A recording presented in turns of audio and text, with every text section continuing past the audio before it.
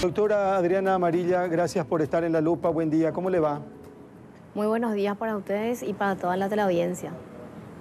Bueno, ¿cómo arrancamos? Yo sé que es reiterativo a lo mejor, pero este tema del lavado de manos y del distanciamiento y las mascarillas tienen que ser reglas permanentes en nuestro vivir. Bueno, ya es y va a tener que seguir siendo, ¿verdad, doctora? Sí, así mismo. Básicamente nosotros tenemos que adoptar este modo coronavirus de vivir y en este momento en que vamos, tal cual decían ahí en estudios, vamos a incorporarnos de una manera gradualmente, también tenemos que extender eso que fuimos incorporando como propios a todos los otros entornos en donde nos va a tocar desarrollarnos. Bueno, ¿qué significa, doctora, distanciamiento? ¿2 metros, 3 metros, 1 metro? Bueno, el distanciamiento físico implica una distancia de aproximadamente 2 metros entre dos personas. ¿Y por qué esos 2 metros son importantes? Porque eso nos va a definir un contacto estrecho. ¿Qué es un contacto estrecho? Un contacto estrecho es toda persona que estuvo por más de 2 minutos a una distancia menor de 2 metros y sin ningún tipo de protección. Eso ya cuando nos vamos a relacionar en el campo laboral es sumamente importante para los procedimientos posteriores que se pueden llevar a cabo. Doctora, sí. Se habilitan fábricas en general, talleres mecánicos. Es importante que quienes trabajan en fábricas y trabajan en talleres mecánicos, en obras públicas que tienen que ver con la construcción, obras civiles en primera etapa de crecimiento y estructura, tienen que seguir estrictamente lo que dice el protocolo, tienen que trabajar distanciados y tienen que trabajar con mascarillas. Sí, así mismo. Bueno, fuimos trabajando tanto de una manera interministerial y también con los gremios, ¿verdad? Tenemos experiencias exitosas en cuanto a esa aplicación, a esa adherencia al protocolo en esos sectores que estuvieron económicamente activos. Es sumamente importante lo que dijiste, pero también tenemos que recordar que lo mandatorio es el lavado de las manos. Y hay un proceso, en ese proceso, por ejemplo, incluye un filtro de ingreso, como el que, por ejemplo, me hicieron acá, cuando estaba entrando, un control de la temperatura, control de síntomas. Si una persona presenta una temperatura elevada, ciertos síntomas, debería volver a la casa y seguir los protocolos que estamos planteando en esos casos. Esa persona que ingresa a cualquier entorno, no solamente a estos, gradualmente van a ser después otros entornos, pero es mandatorio el lavado de la mano. El lavado de la mano es mandatorio el 80% del éxito de todo ese proceso. Posteriormente, la organización en cualquier entorno también es importante. Por el contexto y cómo se manejan estos sectores que van a estar activos desde el lunes, y muchos de ellos van a continuar porque ya venían activos en la siguiente etapa, es fundamental que se organicen en cuadrillas. ¿Y qué es lo que queremos decir con cuadrillas? En pequeños grupos fijos que puedan ser rotatorios. ¿Y por qué es sumamente importante eso? Porque eso nos va a dar una disminución de los contactos. Vamos a tener bien delimitados los contactos de esas personas y también vamos a tener como un grupo B y un grupo C como un backup en caso de que pase algo con ese primer grupo, ¿verdad? ¿Qué es lo que puede decir que pase algo, que alguien entre en cuarentena, que el grupo tenga que entrar en cuarentena? Tenemos un grupo B, un grupo C para seguir con la producción. Luego es sumamente importante los protocolos de entrada y de salida a la casa. Tenemos que recordar que ese mismo protocolo que hacemos y que hemos incorporado porque me consta y porque de hecho los números bastante favorables que tenemos a nivel regional demuestran que hubo un control social, que hubo una incorporación de esto que estamos planteando. Y bueno, ahora nos toca ampliar un poco esos entornos en donde actuamos y esperemos que sigamos por este camino sin exabruptos. Sabe, doctora, que hay muchas preguntas de la gente, de los televidentes, porque cada uno quiere tener precisión y bueno, para eso creo que estamos acá con Estela y con Fito también.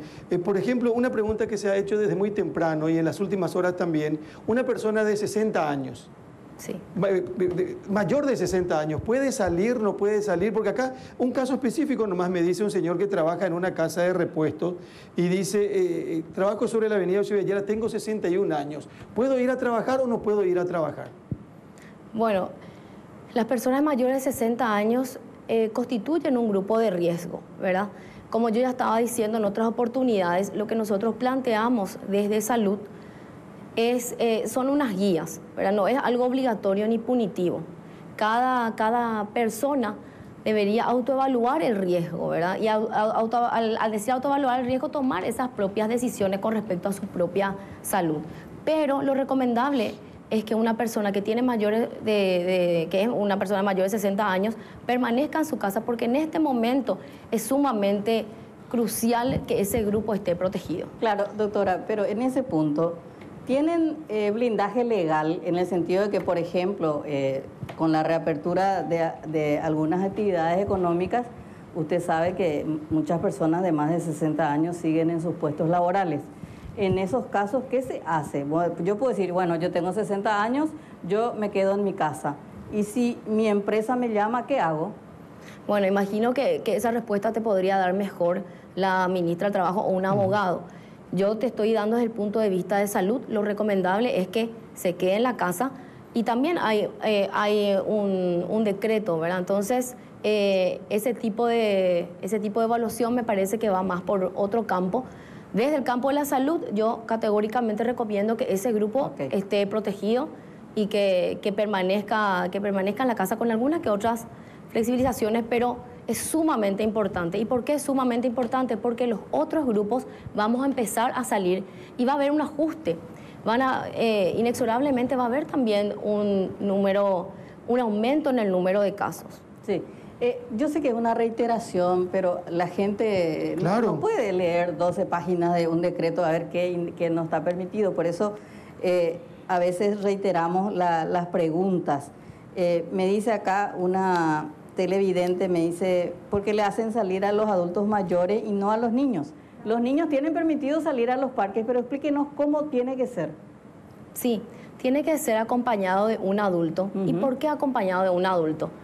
Porque ese adulto, de una manera responsable, debe tratar de controlar que ese niño no interactúe estrechamente con otros niños de su edad. Y ese es el principio por el cual en este momento no están yendo al colegio, a la escuela, ¿verdad? Por ser un grupo también especial, ¿verdad? Sí. Pueden ir a las plazas, pero no pueden jugar en los parquecitos de las plazas. Así mismo. No están habilitadas las áreas comunes, y al decir las áreas comunes no me estoy refiriendo solamente a las áreas de la plaza, en general, mismo en los entornos laborales, en los hospitales se está tratando de eliminar este tema de las áreas comunes, porque justamente lo que conversaba también un poquito antes es que la diversidad de contactos aumenta considerablemente el riesgo. ¿Qué es lo que quiero decir con eso? Hasta antes de este momento estábamos como en un grupo, en un conglomerado muy limitado. Vamos a empezar a aumentar ese espectro. Y al aumentar ese espectro, aumenta también los riesgos de contagio. Cuando hablamos, yo entiendo la recomendación desde el punto de vista de salud y lo que planteaba Estela también con relación a la cuestión laboral. Porque hay gente que tiene necesidad de salir de la casa para ir a trabajar, gente, digo, mayor de 60 años. Y son muchas las personas. Hay gente que está dentro del grupo de autoridades, gente que está dentro del grupo de médicos posiblemente, abogados y, ¿por qué no, trabajadores también? Pero está el tema de la gente que necesita viajar en transporte público o debe viajar en transporte público. La recomendación es mejor que no lo haga cuando tiene más de 60 años y cuando es muy chiquito o cuando es criatura, doctora. Sí, las recomendaciones en cuanto al transporte, por supuesto, es mucho mejor evitar las aglomeraciones o evitar esas situaciones en donde no voy a poder controlar ese distanciamiento de 2 metros. No obstante, nosotros planteamos el uso obligatorio del tapabocas en el momento de subir, por ejemplo, a un transporte público, y de esa manera disminuir el riesgo, así como también intensificar el lavado de las manos antes y después de abordar uno de estos transportes. Bueno, pero perdón, Fito, ¿está prohibido o no está prohibido que un señor de 60 años suba a un transporte público de pasajeros? No, y la verdad que eso, como te vuelvo a repetir, eso sería más bien una respuesta que un abogado te podría dar con precisión. Porque lo que hace salud es recomendaciones. Claro, sí. ¿Fito? Sí, porque además justamente nos está escribiendo gente que dice, yo tengo más de 60 y tengo que hacer trámites de manera personal, no hay otra persona que pueda hacerlo por mí. El tema de las consultas médicas, doctora, ya están habilitados los consultorios. Siempre nos dijeron riesgo-beneficio. Si podés evitar irte a un sanatorio, a un hospital, evítalo porque son lugares de concentración donde puede haber más posibilidades de contagio. Pero, ¿las consultas médicas ya van a estar habilitadas o todavía no?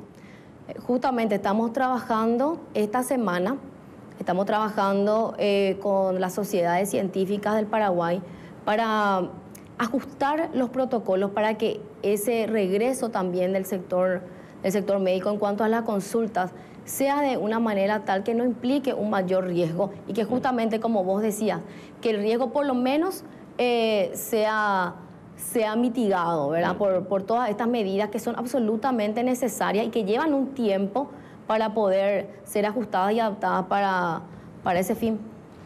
A mí me gustaría reiterar más, sí, doctora, lo de las cuadrillas, porque no todos tenemos la disciplina de las fábricas, de las industrias, que saben que tienen que entrar todos en un horario, marcar, y cada uno tiene su puesto de trabajo y ahí nomás se queda, sale a la hora del almuerzo y después se retira. Todos tendríamos que adoptar en todos los servicios, en todas las industrias, los horarios y grupos de trabajo, como para que si uno cae, los demás turnos puedan cubrir eso, en cualquier tipo de lugar donde se trabaje, no solamente en las industrias. Sí, así mismo, pero ahí el concepto es la minimización de la diversidad de contactos. ¿Qué es lo que quiero decir con eso? Por ahí no todos tenemos esa disciplina de una industria o una fábrica, pero algo muy importante también que nosotros trabajamos con la UIP, trabajamos con los sectores de industria, trabajamos tanto con el Ministerio de Industria y Comercio como el Ministerio de Trabajo, de recomendar el horario escalonado. Justamente, ¿por qué el horario escalonado? Para no abarrotar el transporte público.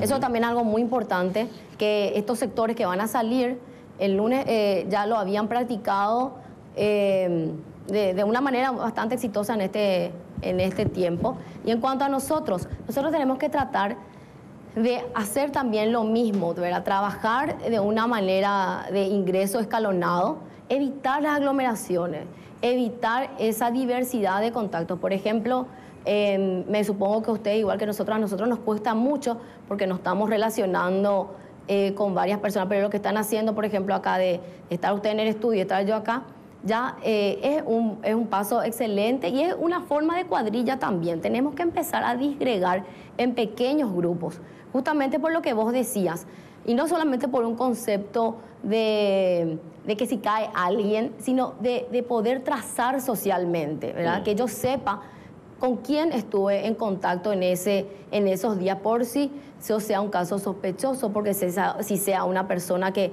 tiene que ser trazada socialmente, etc. Y por supuesto, eso minimiza el riesgo. Cuanto menos personas estemos conectadas a nivel laboral de manera presencial, es mucho mejor. Nosotros seguimos incentivando el teletrabajo, que todas las personas que puedan trabajar en su casa se queden también en su casa trabajando. Como decía el doctor Portillo, más que nunca es vigente el quédate en tu casa. Doctora, un jardinero, por ejemplo, porque está dentro de la gente que está habilitada, o un electricista, o un peluquero, o un masajista, sale ante el pedido de un cliente, va a la casa, en el transcurso de ese trayecto, si alguien le pide, le van a pedir un documento, un certificado, va a tener que presentar. Bueno, según las disposiciones del Ministerio de Trabajo, se va a poder hacer un certificado de trabajo desde su plataforma online, ¿verdad? Pero como decíamos al principio, va a haber un control, pero el control principal acá es el control social, ¿verdad? Y la responsabilidad. Esto, más allá de que sea una función del gobierno, una obligación del gobierno el controlar, como le decíamos también en algún momento a la Unión Industrial Paraguaya, acá el coronavirus mismo lo va a regular. Entonces tenemos que cuidarnos entre todos. Yo me tengo que cuidar para protegerte a vos, y si no es necesario que salga a mi casa, me quedo en mi casa. Si soy una persona que está en un grupo de riesgo, tomo los cuidados, también me quedo en mi casa. Trabajamos entre todos. Esto va a ser un proceso que no va a poder ser sostenible solamente desde un grupo. Esto tenemos que hacerlo entre todos. Y para salir, ya se habló del tema para salir a caminar, pero acá me insisten mucho con la gente mayor de 60 años. Pueden salir a caminar en torno a su casa, 4 o 5 cuadras, pueden ir al parque, o es preferible nomás que se queden. Hay gente que se siente bien, que con esa edad incluso no tiene enfermedad de riesgo y necesita hacer algún tipo de caminata, doctora. Sí, así mismo. Los adultos mayores van a poder empezar a salir de las casas. Lo importante en este punto es que esa actividad física también sea autolimitada y que también no implique un mayor riesgo al estar en contacto con otros grupos, como por ejemplo el grupo de los niños o la socialización, ¿verdad? Esa actividad física se debe reducir a una caminata alrededor del barrio. Van a haber segmentos de horario. Eso, bueno, van a ir enterándose más también en el transcurso de los días. Inclusive existe una propuesta de hacer circuitos diferenciados para los adultos mayores en ciertos parques, pero eso ya durante la semana probablemente vamos a ir ahondando un poco más sobre eso. Hay más preguntas para la doctora Adriana Sí. Amarilla, que está en los estudios de La Lupa de Telefuturo esta mañana. Vamos a hacer una pausa. La doctora nos va a guardar un ratito, por favor, porque vamos a pasar a preguntar lo que preguntan los peluqueros, lo que preguntan representantes de otros sectores, Sí. porque la gente de los shopping, por ejemplo, que se manifestó, entre Bueno, otras cosas. Yo creo que debe, como método nada más, centrarnos en lo que significa la fase, porque ya no se va a Fase uno. cambiar. Pero Los shopping ya no entraron en esta por fase. eso quiero insistir, porque Claro. lo que pasa es que muchos sectores, Estela, no llegan a donde deberían, o sea, parece que Sí. no se les permite llegar, entonces utilizan los medios de comunicación para preguntar Sí. una y otra vez. Entonces, Funcionario público, macatero. no, tenemos Sí. consultorios médicos, vamos a Sí. repetir otra vez. Un ratito, ténganos paciencia, por favor, doctora. Ya vamos a volver con usted agradeciendo la gentileza de compartir esto que tiene que ver con la implementación de la primera fase de la cuarentena inteligente. Yo me quedé con la frase del doctor José Fusilo, una de estas mañanas en Monumental, que dijo: el comportamiento de un elevado porcentaje de la ciudadanía salvó más vidas hasta hoy en Paraguay que el mismo personal de Blanco. Así que mucho depende de nosotros. Mucho depende de nosotros, independientemente de lo que signifique esto que nos agobia a todos, que es la cuestión económica.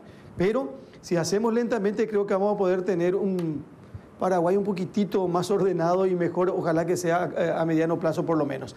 También, Carlos, por los mensajes que recibimos, es que, por ejemplo, incluso los que tienen permitido trabajar hoy igual insisten con que lo hagan en sus locales. Por ejemplo, acá me escribe un peluquero y me dice, si bien dice que se tiene que ir a la casa del cliente, pero si no tenés móvil para llevar las herramientas, etcétera, etcétera. Y en ese caso, doctora, no hay alternativa, ¿verdad? Hay que respetar lo que se estipuló en ese sentido.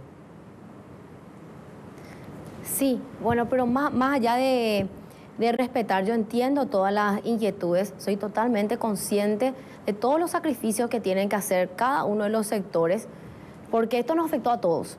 Sí. Y tenemos que ir ajustando y adaptando todas nuestras antiguas prácticas para poder adaptarnos a este modo coronavirus de trabajar. Sí. Justamente vamos a escucharle también a este grupo, así como a otros colectivos, y vamos a tratar de ver formas de que puedan adaptar eso que tienen que adaptar para que ese entorno sea menos riesgoso y que pueda desarrollar un potencial de salud. ¿Qué es lo que quiero decir con esto? Como vos misma decías anteriormente, recuérdense que esto es un inicio, que tiene que ser gradual. Y en este proceso se hizo un análisis exhaustivo en donde se trató de priorizar desde un punto de vista tal cual decían ahí desde el estudio, se priorizó salud. Y desde esa priorización, la minimización de riesgos. Ajá. Entonces, por eso empiezan estos colectivos. Y hoy nosotros no solamente queremos proteger a la gente, también queremos protegerle a la gente del sector, también queremos protegerle a ese peluquero que va a ir a una casa. Por eso vienen un montón de situaciones y un montón de lineamientos que están estipulados en este protocolo. ¿Qué es lo que pasa cuando un servicio viene a mi casa? Yo disminuyo ese ratio, disminuyo ese número de contactos que tengo que tener.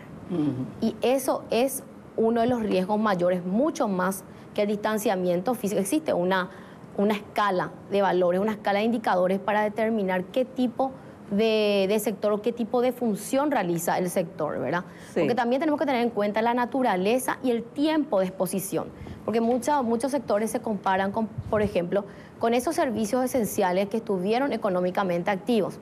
Y un punto que tampoco no hay que olvidar, que no es para nada menor, es el tiempo de exposición que yo estoy, o ese tiempo de riesgo que yo tengo cuando voy a realizar una transacción económica. A fines prácticos, en este momento, además de esos sectores que tienen esa posibilidad de adherirse de una manera estricta a un protocolo que me permite de una manera organizativa minimizar los riesgos a través de esa organización de cuadrillas, etcétera, también estoy habilitando por ese riesgo menor todos esos servicios que pueden venir a mi casa, ¿verdad? Más allá de que... Sí. Sí. Yo sé que la gente pregunta y me encanta eso porque eso significa que la gente quiere cumplir las reglas, que no quiere violar las reglas de la cuarentena y por eso hacen preguntas que muchas veces, a veces parecen obvias. Y me dice, por ejemplo, este señor que me dice, yo trabajo en aire acondicionado, o sea, arregla aire acondicionados. ¿Hasta cuántas personas puedo llevar en el vehículo? O sea, este señor con su pregunta, sí, lo que está es queriendo cumplir las reglas. Dice, claro, ¿hasta dónde me dan permiso ustedes? ¿Hasta cuánto puedo llevar en mi camioneta? Bueno, lo recomendable, otra vez, ¿verdad? A mí no me gusta esta posición de decir que sí, que no, porque hay una escala de grises, ¿verdad? Pero por eso agradezco este espacio para poder implementar el concepto de esta cuestión y invitar a la autoevaluación, sí, que es lo que nosotros recomendamos. Nosotros recomendamos que cuando van a ir, por ejemplo, en un auto o en un vehículo, como decía el caso del señor, se coloque, bueno, se lava la mano, se coloca el tapaboca, va en el móvil. Lo ideal es que vaya con las ventanas abiertas, exactamente. Y, por ejemplo, si solamente van 2 personas en el vehículo, una persona en el volante y la otra persona en la fila de atrás del lado opuesto. Eso sería lo ideal. Si por ahí es necesario, como en el transporte público, que van a ir sentados uno al lado de otro, si es un trayecto corto, se podría también, pero siempre con el tapaboca, ¿verdad? Y teniendo en cuenta que al bajar la ventanilla del vehículo también estamos disminuyendo el riesgo. Entonces eso también es importante, más allá de repente de la comodidad o no de utilizar aire acondicionado, etcétera, etcétera. Eso es un dato importante que leemos en las restricciones o que lo permitido, porque veo que taxis y Uber ya pueden trabajar, pero la recomendación es que vayan con las ventanillas abiertas. Sí, así mismo. Sí.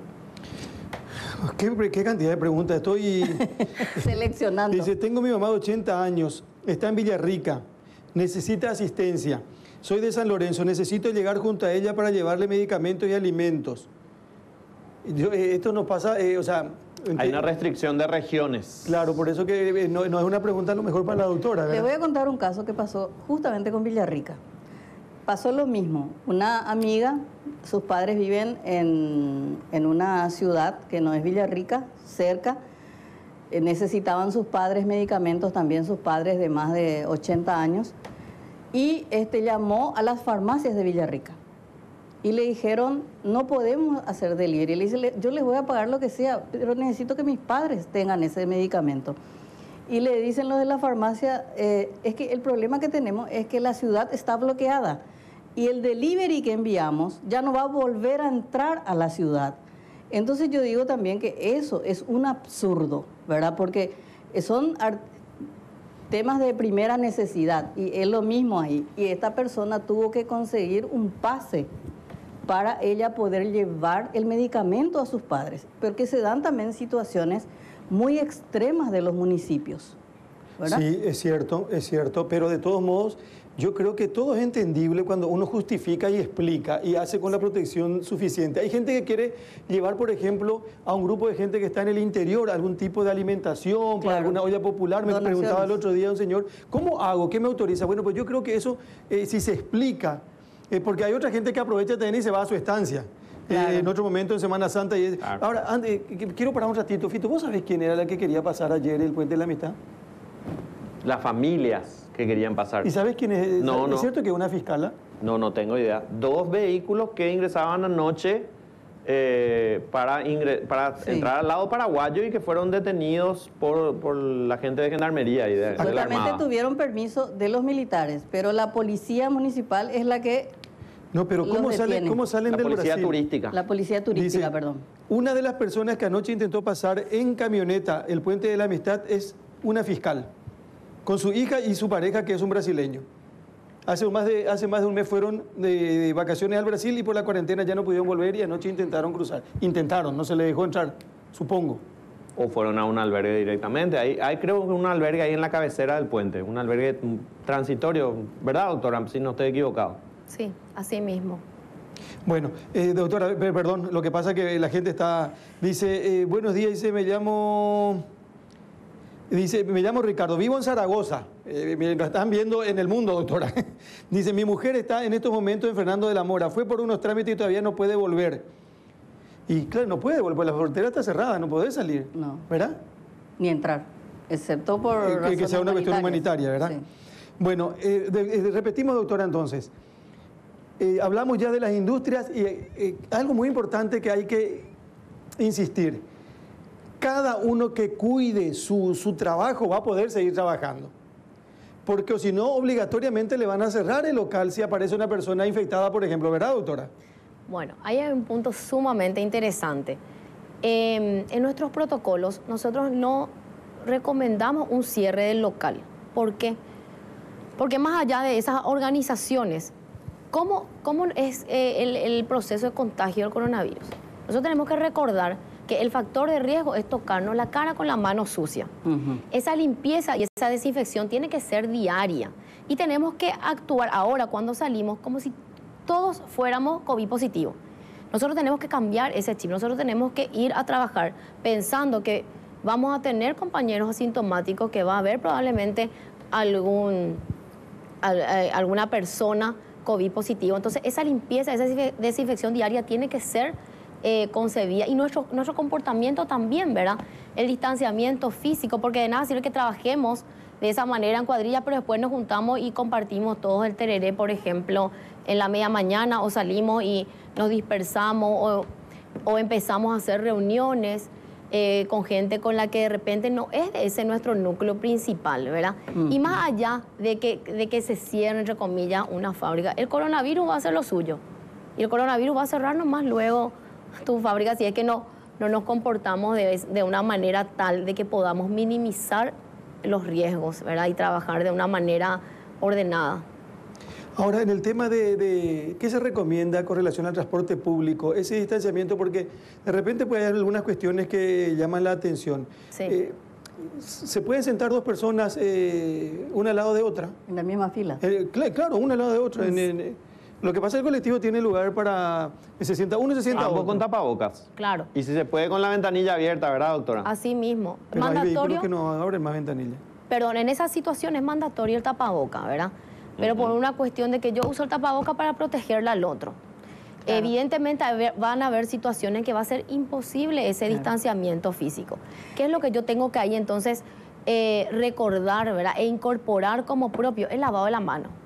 El lavado de la mano antes y después, y ser consciente y tratar de no tocar la cara. Por ejemplo, en una de estas charlas que tenía así de una manera más distendida con diferentes sectores de la sociedad, yo les recomendaba, por ejemplo, ir de esta manera cuando vamos a viajar, para ser conscientes de dónde pongo la mano. Otras cuestiones también son como la de atarse el cabello, para evitar tocarnos el pelo, por ejemplo, porque al tocarnos el pelo inexorablemente también nos tocamos de repente la cara. Son pequeños tips que son importantes y bueno, agradezco este espacio porque ahí con las preguntas, eso por ejemplo de repente no va a estar en un protocolo, ¿verdad? Claro. Porque, bueno, ya son detalles, pero son tips, ¿verdad? Para ese manejo, para ese viaje que vamos a hacer muchas de las personas, desde salir de la casa hasta volver de la casa, y para hacerlo de una manera segura, ¿verdad? Una manera segura no solamente para mí, sino para también los que me rodean y esos que inevitablemente tienen que estar en sus casas, ¿verdad? Claro, como usted bien dice, es absolutamente, porque si no sería un decreto de 50.000 páginas, es absolutamente imposible prever todas las situaciones, sino lo que tenemos que tener es estructurado, diríamos, un comportamiento social. ¿Qué es lo que tenemos que hacer? Y claro, como usted dice, en un colectivo uno no tiene otra alternativa que sentarse uno al lado del otro, pero bueno, entonces use tapabocas, no se toque la cara y cuando se baja, lávese las manos con agua y jabón. O sea, sí, son nuevos modos de vida que vamos a tener que adoptar necesariamente, ¿verdad? Así mismo. Y también es sumamente importante escuchar también todas las opiniones y las preguntas, ¿verdad? Porque existen situaciones con los grupos que estuvieron activos en donde encontramos soluciones para adaptar ese entorno laboral a un entorno más seguro, ¿verdad? Por ejemplo, en el caso particular de los súper, por ejemplo, no existía en la literatura, por supuesto, ninguna recomendación con respecto a una pandemia de esta índole. Sí. Y con ellos, trabajando con todo ese sector y el sector y también un trabajo interministerial, fuimos encontrando soluciones como, por ejemplo, el tema de las mamparas, el tema de marcar. Sí. Y en este punto es sumamente interesante cómo desde el mismo sector, en diferentes situaciones, van adaptando ese modo para seguir trabajando, ¿verdad? Tengo algunas fotos sumamente interesantes de recorridos que hice tanto a nivel periférico como del interior, de sectores que trabajaban con esta cadena esencial y que adaptaban estas situaciones, ¿verdad? Con una creatividad única y digna de admirar y de copiar. Voy a ir, le comenté esto ya al ministro, al doctor Sequera, a la gente ahí del equipo, y vamos a ir también a tratar de socializar ese modo COVID en diferentes situaciones y que pueden ser también inspiracionales para los otros grupos que por ahí de repente tienen duda de cómo yo adapto, cómo yo hago para que mi negocio también sea un lugar menos riesgoso y que también propicie esta adherencia a los protocolos. Sí, acá me dicen si es recomendable el uso de guantes. No. Bueno, el uso de guantes puede darnos una falsa sensación de seguridad.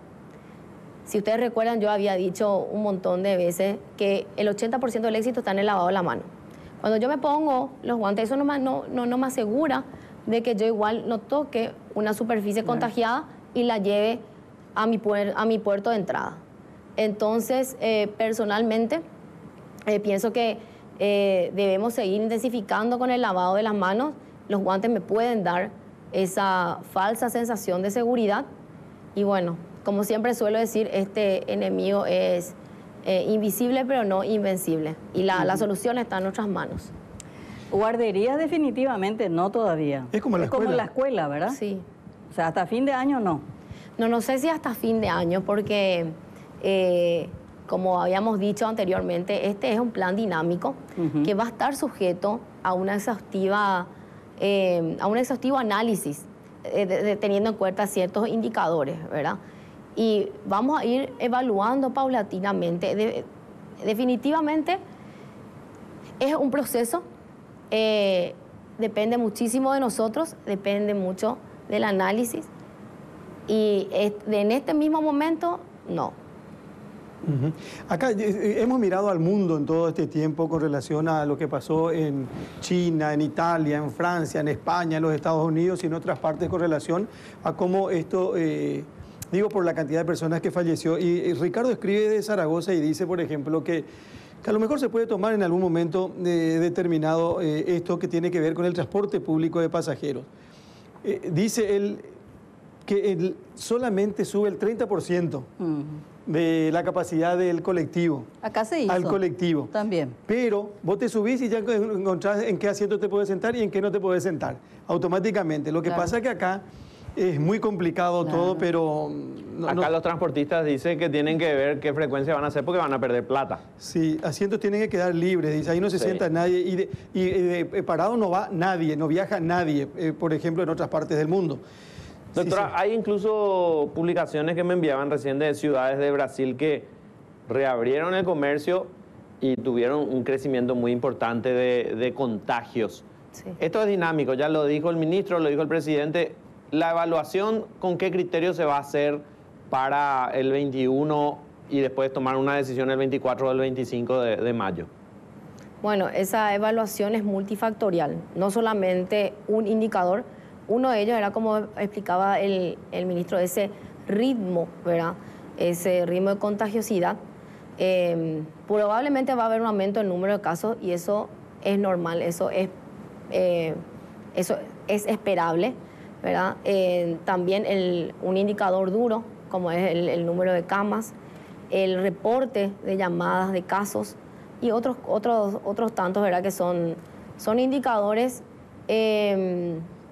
indicadores que tienen que ver mucho con una base epidemiológica y de salud pública, ¿verdad?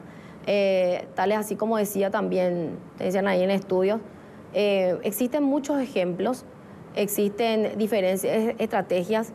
Lo que ocurrió en Brasil hay que entenderlo en el contexto también brasileño, en el contexto de su población. Y bueno, entendiendo eso, también nosotros miramos también como ejemplo de lo que de repente no se hace o no funcionó en otros países y vamos también nosotros armando nuestra propia historia con nuestros propios criterios, ¿verdad? Claro, pasa que en Brasil su propio presidente no creyó en la gravedad de la situación, ¿verdad? Ahora, doctora, le quería preguntar, este plan, estas fases, ¿cuál es el modelo que copiamos o el modelo en que nos inspiramos? ¿De qué país? Bueno, como vuelvo a decir, en realidad este plan surge desde nuestras propias realidades, ¿verdad?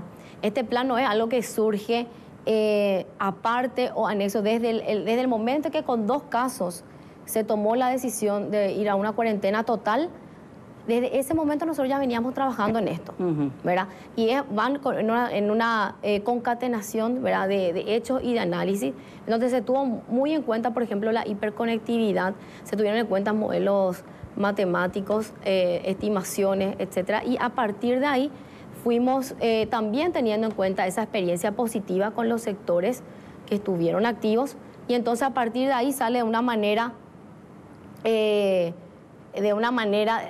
dinámica pero ordenada esa secuencia en donde nosotros priorizamos la salud y la minimización de riesgo. Si vos ves prácticamente en esa fase 1 es todo eso que puede trabajar en una estructura más o menos ordenada. Es también la continuación o la extensión de esos trabajos que se vinieron haciendo.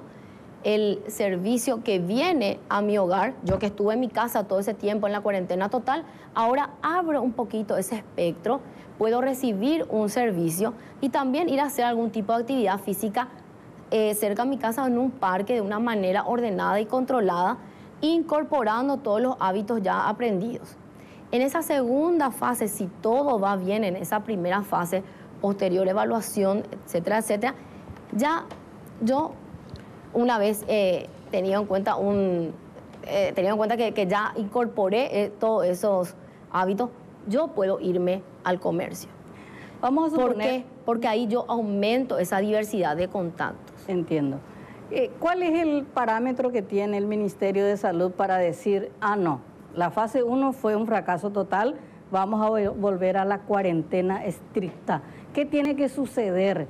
¿Qué números ustedes manejan para decir, bueno, esto está en color amarillo, color rojo? ¿Cuál es el escenario que manejan para volver a la cuarentena total? Porque sabemos que si todo va bien, vamos a la segunda fase. Sí, y no solamente eso, vamos a ir a una segunda fase y también vamos a ir adaptando todos esos protocolos de esos grupos, ¿verdad? Para que esa segunda fase sea también exitosa o disgregar o agregar, o sea, es algo dinámico, como decía el ministro, no está escrito en piedra. Y asimismo también los indicadores, no hay un solo indicador, pero definitivamente el indicador más duro es probablemente el aumento en porcentaje de las camas de terapia o de las camas destinadas a los pacientes respiratorios. ¿Y los contagios? ¿Número de contagios? El número de contagio, se tiene que esperar que ese número de contagio aumente, ¿verdad? ¿Por qué? Porque justamente es una de las consecuencias, como decía el ministro, entre quedarnos totalmente en nuestra casa y liberar todo. Vamos a tener que ir haciendo esto, acercarnos. Pero ese número de contagios debe ser de una manera ordenada, controlada y distribuida en el tiempo, ¿verdad? Por eso es que estamos priorizando esos sectores que pueden garantizarme en cierta medida esa disminución de riesgos. Bueno, creo que por ahora podemos cerrar esto insistiendo en que el lunes comienza esta cuarentena inteligente. Trabajan fábrica en general, talleres mecánicos, construcción, tiene que ver con obras públicas y las obras civiles en primera etapa de cimiento y estructura. Masajistas, peluqueros, manicuro, pedicuro, servicio doméstico, jardinero, plomero, carpintero, pintor, electricista, abogados, contadores, asesores, entre otros. Hay una cuestión de los escribanos, también los escribanos pueden ir a la casa de las abogados personas. También. Los abogados también, ¿verdad? Acá hay una pregunta que yo no me hubiese hecho, pero es muy, tiene razón. Para la gente que va a trabajar, dice, como albañiles, plomeros, electricistas, ¿se tienen que regir por sus chapas también? ¿Y par impar? No porque están exceptuados. No porque están exceptuados. Ajá. Solamente los que no están y funcionarios públicos me preguntan acá, doctora, hay cada entidad, cada institución tiene, digamos, un grupo de personas que tienen que brindar un servicio que es esencial y el resto están exceptuados. ¿Cómo funciona con las instituciones públicas? La verdad que a mí, más que esencial, me gusta la palabra presencial, ¿verdad? Genial. Porque yo creo que todos los trabajos son esenciales. Perfecto. Y entiendo perfectamente también todas las preocupaciones, ¿verdad? En cuanto al servicio público, me parece que todas esas personas que tienen que brindar un servicio presencial, lo van a seguir haciendo. Sin embargo, nosotros recomendamos el teletrabajo, no solamente para la función pública, para todas las personas que puedan seguir haciendo el trabajo desde sus casas, está recomendado que lo sigan haciendo. De esa manera también nosotros podemos contribuir como empresarios, como ciudadanos, a que las personas que no tienen otra opción que subirse al transporte público puedan tener de repente un espacio mayor y no abarrotar todo el transporte público en este primer día que vamos a salir, ¿verdad? Y también, como decíamos y conversábamos en un espacio de diálogo social, este virus nos hace cambiar muchos paradigmas, ¿verdad? A lo mejor tuvimos que crecer de una manera estrepitosa en este tiempo para poder ayornarnos y para poder continuar. Y uno de esos puntos es el tema del teletrabajo y todo lo que tiene que ver con lo digital, ¿verdad? Me parece sumamente importante que sigamos incentivando ese trabajo, que también en el caso de muchas familias nos puede dar flexibilidad para poder acompañar a nuestros hijos en este proceso. Entonces es sumamente importante recordar que el teletrabajo tiene que seguir siendo incentivado siempre y cuando se pueda, y eso también va para la función pública y para los otros sectores del sector privado. Doctora, desde el lunes también dentro de los prestadores de servicios habilitados es el servicio doméstico. Sí. ¿Qué es lo que usted recomienda en ese sentido? Porque obviamente van a usar transporte público, van a llegar a la casa. ¿Qué es lo que usted recomienda en ese sentido? Bueno, y en ese sentido lo mismo que cualquier otro ciudadano que va a prestar un servicio a la casa, ¿verdad? Poder facilitar el lavado de la mano. Y que hay una diferencia tremenda entre recomendar y facilitar, ¿verdad? Si yo soy la que voy a percibir ese servicio tan importante como el servicio doméstico, tengo que facilitar que esa persona pueda lavarse adecuadamente la mano, que sepa cómo hacerlo, orientar si es que es necesario, también proveer de un jabón, de un alcohol en gel, porque tenemos que recordar que a lo mejor esa persona va a volver otra vez a su casa y tiene que hacerlo de una manera segura, ¿verdad? Sí. Proveerle de repente un tapaboca, porque cuidándole a esa persona también me estoy cuidando a mí y nos estamos cuidando entre todos. Entonces yo creo que ese es el mensaje. Todas las medidas de promoción, de prevención y de protección, llevarlas a los diferentes espectros que nos toquen, en los que nos toque desarrollarnos. Bueno, doctora, muy gentil por compartir con nosotros este tiempo. Considerábamos muy, pero muy importante que desde el punto de vista sanitario, desde el punto de vista de salud, usted nos ayude a entender y comprender y ayude a mucha gente que está pendiente de lo que va a empezar a funcionar este lunes. Pero esto ya está y hay que tener paciencia, paciencia y paciencia, porque a medida o de manera que vayamos cumpliendo el protocolo, se van a ir habilitando otros espacios y eso le va a dar ritmo al ámbito económico y eso le va a venir bien al país si funciona de esa manera. Por eso, una vez más, la responsabilidad, la prudencia, el respeto van a ser elementos muy, pero muy fundamentales y por supuesto que esto vamos a repetir las veces que sea necesario para que la gente comprenda y para que comprendamos todos y para que cumplamos todo esto. Acá el país está viviendo un momento muy delicado en todos los sentidos. Tenemos líos en el ámbito de la justicia, tenemos diferentes situaciones, diferentes problemas que tienen incluso relación con esta lucha. Pero la vida es muy importante, la vida sigue siendo muy importante para cada uno de nosotros y para cada uno de los que vivimos en el país. Así que no nos olvidemos de los problemas e insistamos en la necesidad de que la gente conozca lo que puede hacer y lo que tiene que dejar de hacer. Doctora, muy gentil, muchas gracias. Gracias. Adiós.